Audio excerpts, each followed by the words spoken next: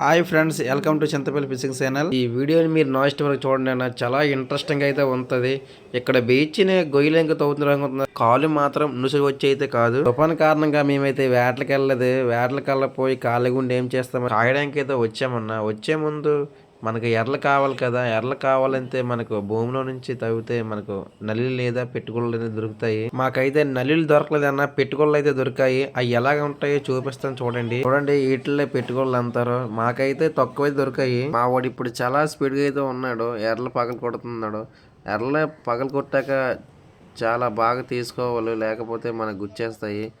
ఎర్రలో లోపల గుజ్జుంటుంది కాబట్టి కొంచెం నిదానంగా తీయాలి. నిదానంగా తీసాక మీకు ఏ విధంగా అయితే ఎర్రలు కుడతారో ఒకసారి చూడండి. చూసారు కదా, ఈ విధంగా అయితే ఎర్రలు కుట్టుకోవాలి. ఎర్రలు కుట్టుకునే ముందు మన తాడుకైతే 4 లేదా 5 గేళ్ళు ఉంటాయి. 5 గేళ్ళ నుంచి 5 గేళ్ళకి ఎర్రలు కుట్టుకోవాలి. ఎన్ని గేళ్ళు పెట్టానో చూడండి. ఎర్రలు అయితే కుడుతున్నాను. ఒక పెట్టుకుళ్ళు అయితే 2 గేళ్ళకి అయితే వస్తుంది.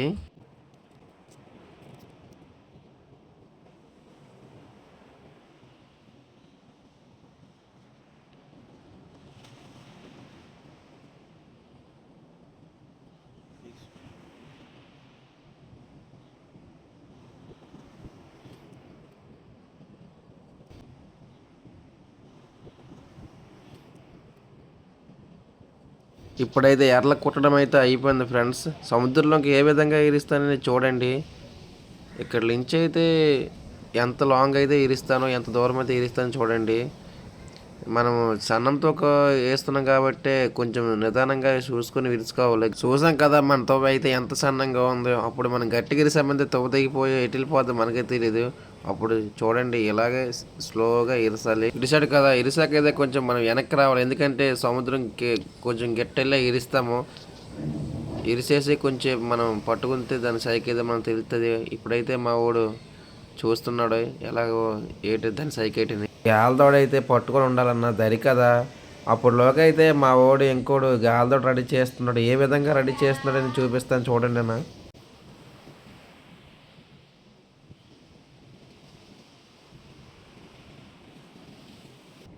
ఈ విధంగా అయితే గాలిదోడ రెడీ చేసుకోవాలి. రెడీ చేసుకున్న తర్వాత అయితే కొంచెం లేట్ అయితే అవుతుంది.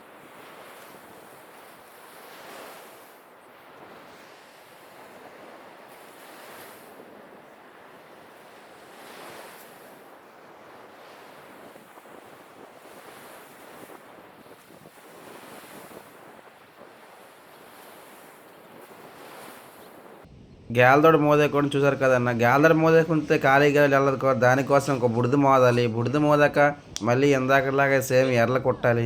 ఎర్రలు కుట్టే ముందు మనడు ఇందాక ఫస్ట్ గాలి తీసాడు ఏం చేస్తున్నాడు చూస్తామా. మనకైతే ఒక్క చేప కూడా పడలేదు, ఎంతో బాధతో తోడేస్తున్నాడు. చూద్దామా. చూసారు కదా, ఇందాకైతే బుడిద మోదుకున్నాడు, మళ్ళీ గాలిదోడ ఇస్తున్నాక వెళ్తున్నాడు. అదే విధంగా ఇరసాలన్న, గట్టిగా అయితే ఇరసకూడదు. గట్టిగా ఇరిసామనుకో మన గాలిదోడ తెగిపోయి ఎటు వెళ్ళిపోతే తెలీదు. బాగా తోడుకొని అయితే మళ్ళీ సముద్రంలోకి విరసనకైతే వెళ్తున్నాడు. ఏం చేపలు అవుతుంది ఈసారి చూద్దాం. ఈసారి అయితే గట్టి పట్టుతోనైతే ఇరుస్తున్నాడు గేల్దాడు. ఇప్పుడులోకి మనోడు ఇరిచాడు కదా, ఆడగేమ్లో అయితే చూద్దామా. అబ్బా, మనోడు కూడా తోడేస్తున్నాడు అన్న. మనోడికి ఏ చేప పడలట్టుకున్నది.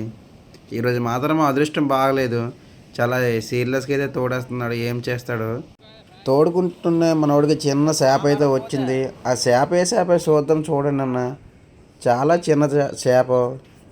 ఇంత చిన్న చేప అయితే మేము సముద్రంలో వేటకెళ్ళి మాకు పడలేదన్న. చూడండి ఒకసారి. మనడైతే తప్పిస్తున్నాడు, ఏ విధంగా తప్పిస్తున్నాడు కూడా చూడండి.